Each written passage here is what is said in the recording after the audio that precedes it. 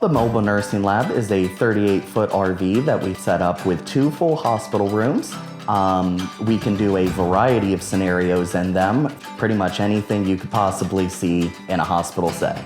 The Mobile Nursing Labs help our students in a guided, controlled environment to experience high stressful situations. It allows them to practice the application of theory that they've learned in the classroom to develop that clinical judgment that we need at the bedside.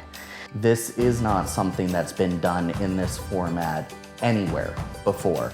So the goal of Mobile Nursing Lab is to be able to bring these skill checks and simulations out to our online nursing college students. It services the working person who wants that nursing degree, who wants the opportunity to help others. So it allows them to provide for their families while getting a quality education.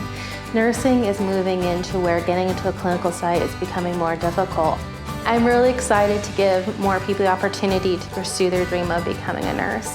I'm also really excited to help those nurses at bedside. They need the next generation to come in. We need to provide that for them. Completely decentralizing nursing education.